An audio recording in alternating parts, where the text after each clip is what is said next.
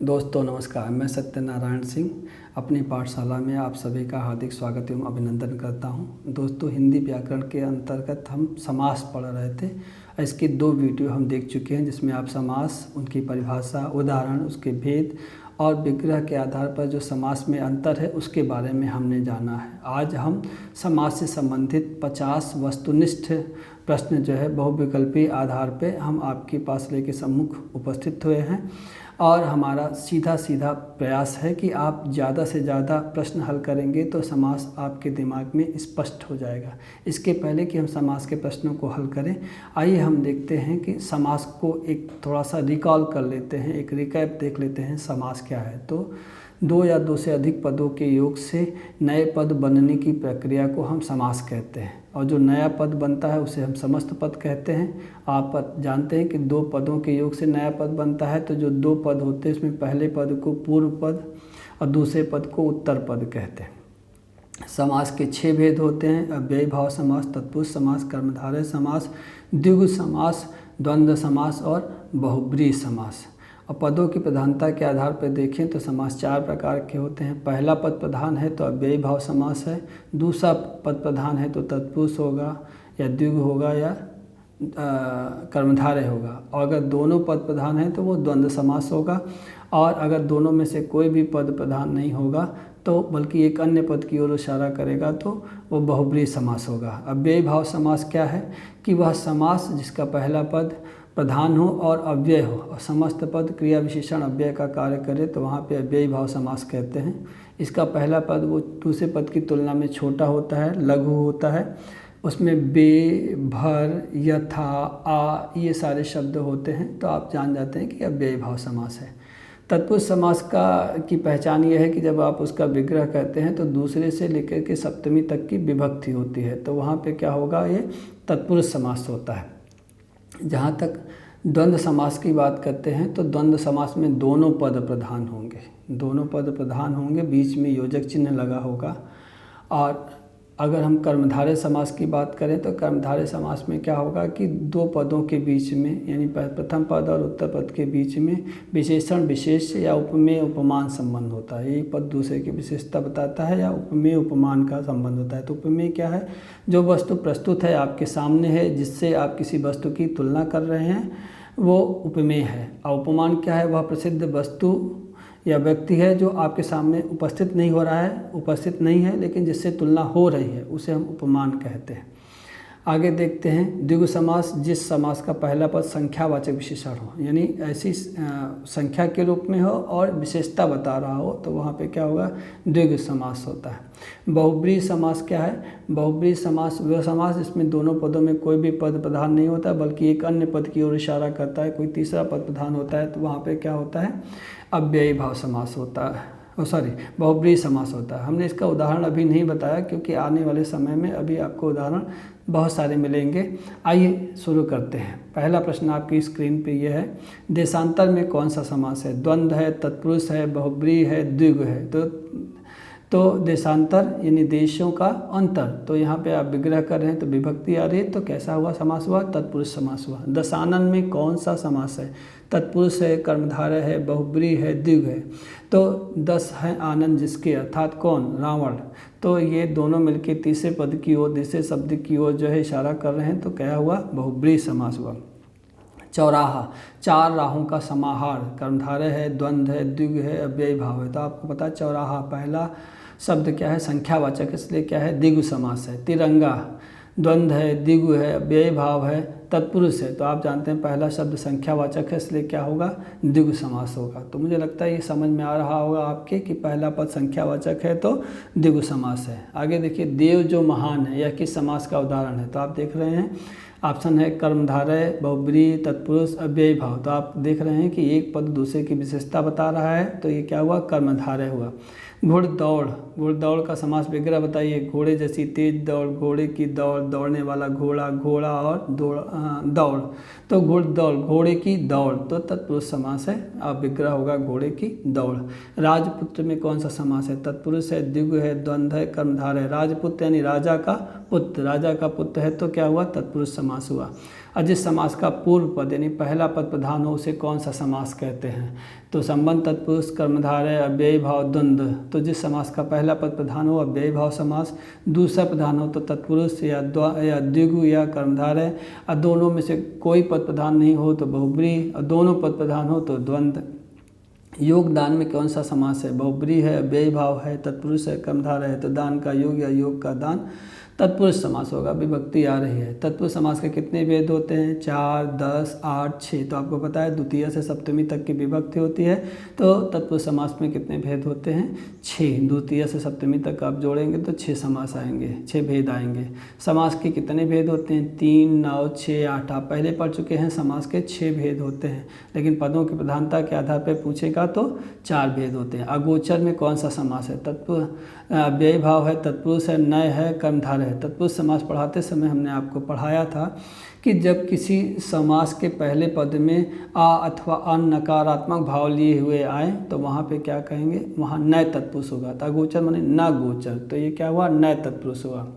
मृग नयन में कौन सा समास है, तत्पुरुष है, द्वंद्व है, कर्मधारय है, द्विगु है। तो मृग नयन यानी मृग के समान नयन, तो क्या होगा, ये कर्मधारय समास होगा। यथाक्रम में कौन सा समास है, कर्मधारय है, अव्ययी भाव है, तत्पुरुष है, द्विगु है। हमने कहा था पहले यथा आ जाए, बे आ जाए, भर आ जाए, न आ जाए तो वहाँ पे क्या हो गया, अव्ययी भाव समास होगा। तो यथाक्रम, यथाशक्ति न। राधा कृष्ण में कौन सा समास है, द्वंद्व है, द्विगु है, तत्पुरुष है, अव्ययी भाव। देखिए दोनों पद प्रधान भी है, बीच में योजक चिन्ह भी लगा है। अगर दोनों पद प्रधान हो, बीच में योजक चिन्ह लगा हो तो आप द्वंद्व समास में टिक कर सकते हैं आराम से, बिना कुछ सोचे समझे। वनवास में कौन सा समास है, द्वंद्व है, कर्मधारय है, अव्ययी भाव है, तत्पुरुष। वनवास, वन में वास, तो क्या है, तत्पुरुष समास है। आगे पंचवटी में कौन सा समास है, द्वंद्व है, द्विगु है, कर्मधारय है, तत्पुरुष है। पंचवटी यानी 5 वटों का समूह या 5 वटों का समाहार। पहला शब्द संख्यावाची, और जब पहला शब्द संख्यावाची तो द्विगु समास। अनायास में कौन सा समास है, द्वंद्व है, द्विगु है, कर्मधारय है, नय है। तो हमने बताया अभी अन या अ नकारात्मक भाव लिए आए तो नय तत्पुरुष होगा। अंधन आयास, तो अनायास नय तत्पुरुष है। चक्रपाणी में कौन सा समास है, अव्ययी भाव है, तत्पुरुष है, बहुब्रीहि है, कर्मधारय है। चक्रपाणी, चक्र है पाणी में जिसके, अर्थात भगवान विष्णु, तो क्या हुआ, बहुब्रीहि समास हुआ। आगे देखिए, जिस समास में उत्तरखंड प्रधान हो वह समास कहलाता है अव्ययी, तत्पुरुष, बहुब्रीहि, द्वंद्व। तो हमने बताया था पदों की प्रधानता के आधार पर जिस समास का दूसरा पद प्रधान हो वो क्या होते हैं, तत्पुरुष हो सकते हैं, और द्विगु हो सकता है, और कर्मधारय हो सकता है। यहाँ ऑप्शन में तत्पुरुष है, तो समास में अगर उत्तरखंड प्रधान है यानी दूसरा खंड प्रधान है तो तत्पुरुष समास है। सुपुरुष में कौन सा समास है, द्विगु है, द्वंद्व है, कर्मधारय है, अव्ययी है। तो सुपुरुष यानी सुंदर पुरुष, सुंदर पुरुष में कौन सा होगा, कर्मधारय समास है। विशेषण विशेष संबंध है तो कर्मधारय समास होगा। साग पात में कौन सा समास है, द्विगु है, अव्ययी भाव है, द्वंद्व है, कर्मधारय है। तो साग और पात, बीच में योजक चिन्ह भी लगा है तो क्या हुआ, द्वंद्व समास हुआ। आगे देवासुर में कौन सा समास है, देवासुर यानी देव असुर, संधि विच्छेद कर लिए, देव असुर मिला के देवासुर हुआ, यानी एक देव एक असुर, दोनों पद प्रधान है। तो ये क्या होगा, तत्पुरुष होगा, बहुब्रीहि होगा, द्वंद्व होगा, कर्मधारय होगा, क्या होगा, द्वंद्व होगा। देश प्रेम में कौन सा समास है, तत्पुरुष, द्विगु, बहुब्रीहि, अव्ययी भाव। तो तत्पुरुष, देश से प्रेम, तो ये क्या होगा, विभक्ति आ रही है तो तत्पुरुष समास है। कन्यादान में कौन सा समास है, तो तत्पुरुष है, द्विगु है, कर्मधारय है, द्वंद्व है।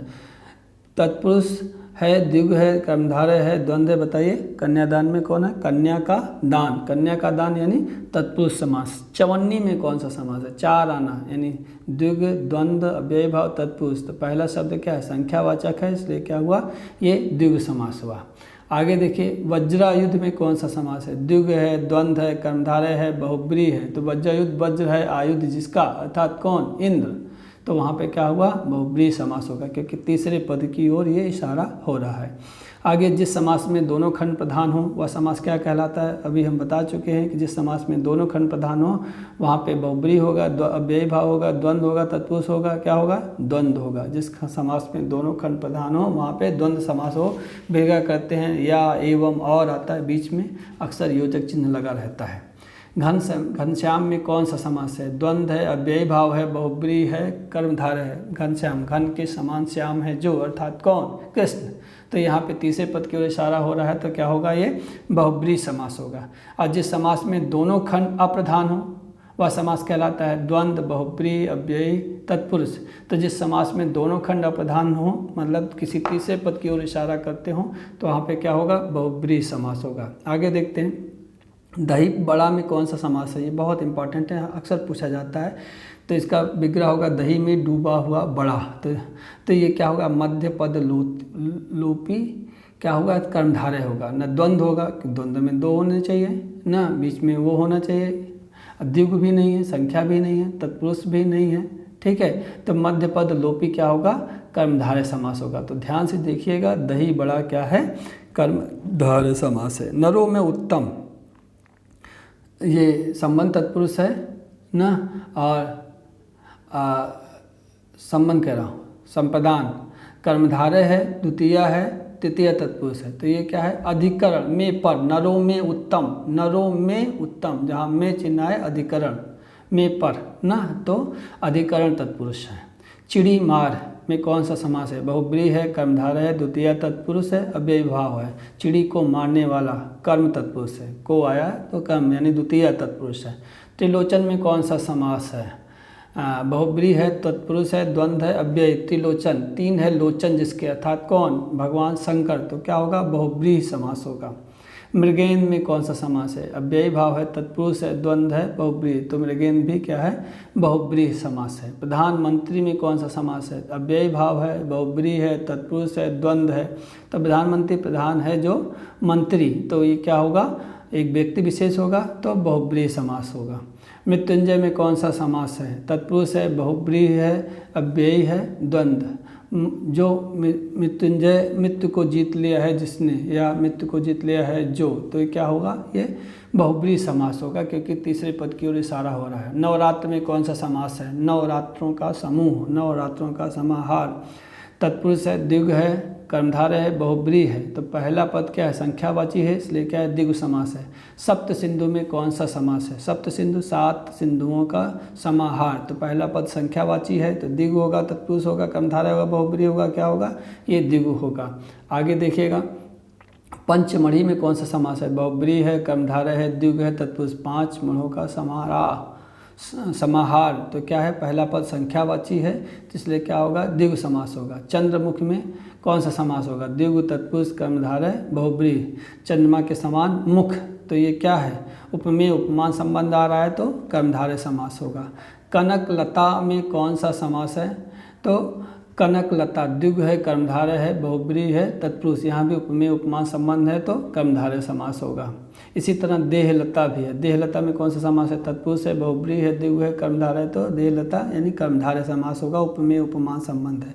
अगर आपको कोई भी कन्फ्यूजन है उपमेय उपमान में, विशेषण विशेष्य में, तो आप पिछला वीडियो जाके देखिए, जहाँ हमने आपको कर्मधारय बताया है पहला भाग, वहाँ आपको ये चीज़ें एकदम स्पष्ट हो जाएंगी। परमानंद में कौन सा समास है? परमानंद, परमानंद, परमानंद। तत्पुरुष है, कर्मधारय है, बहुब्रीहि है, द्विगु है, तो क्या है? कर्मधारय समास है। अनुरूप में कौन सा समास है? अव्ययी भाव है, द्वंद्व है, द्विगु है, कर्मधारय है। हमने कहा पहला शब्द क्या है? अनु आ गया, पहला अव्यय आ गया, तो क्या हो गया? अव्ययी भाव समास हो गया। प्रतिकूल में कौन सा समास है? पहला शब्द द्विगु है, द्वंद्व है, कर्मधारय, अव्ययी। पहला शब्द प्रति आ गया, तो प्रति शब्द आ गया, तो अव्ययी भाव समास है। प्रति आ जाए, अनु आ जाए, बे आ जाए, भर आ जाए, यथा आ जाए, ये सब आ जाए, तो क्या होगा? ये अव्ययी भाव समास। करुणापूर्ण, करुणा से पूर्ण में कौन सा समास है? अव्ययी भाव है, तत्पुरुष है, कर्मधारय है, द्वंद्व है, तो ये क्या है? तत्पुरुष समास होगा करुणा से पूर्ण। यज्ञ की, यज्ञशाला में कौन सा समास है? तत्पुरुष है, द्वंद्व है, द्विगु है, कर्मधारय है, तो यज्ञ की शाला यानी तत्पुरुष समास है, विभक्ति आ जा रही है। धनहीन में कौन सा समास है? द्विगु है, द्वंद्व है, तत्पुरुष है, कर्मधारय। धन से हीन, विभक्ति आ जा रही है, तत्पुरुष समास है। पाप मुक्त में कौन सा समास है? तत्पुरुष है, द्वंद्व है, बहुब्रीहि है, कर्मधारय है, तो पाप से मुक्त न विभक्ति आ रही है, तो तत्पुरुष समास है। तो ये आपके सामने 50 प्रश्न रहे समास के। और जब भी समास है तो आप उसका विग्रह करके देखिए, बड़ी आसानी से आप जो है इसके बारे में जान जाएंगे। एक बार फिर से आप इस वीडियो को देख लीजिएगा। कहीं कोई दिक्कत होगी तो आप कमेंट बॉक्स में ज़रूर कमेंट करें और आपकी जो भी दिक्कत होगी उसे दूर करने का हम प्रयास करेंगे। और उम्मीद है आपको ये वीडियो पसंद आया होगा। मुझे लगता है प्रश्नों को हल करना किसी विषय को स्पष्ट करने के लिए सबसे सही तरीका है, और आपसे उम्मीद ये है कि आप ज़्यादा से ज़्यादा इसे उन बच्चों में ज़रूर शेयर करें जो किसी न किसी रूप में तैयारी कर रहे हैं। अब हमारी कोशिश रहेगी कि हिंदी के ऐसे व्याकरण के जितने भी वीडियोस बन सकते हैं हम आपको अधिक से अधिक बना करके आपके सम्मुख ले आएंगे, लेकिन उसके लिए ज़रूरी है कि आप ज़्यादा से ज़्यादा लोगों को ये शेयर करें। तो आज की वीडियो में बस इतना ही। धन्यवाद।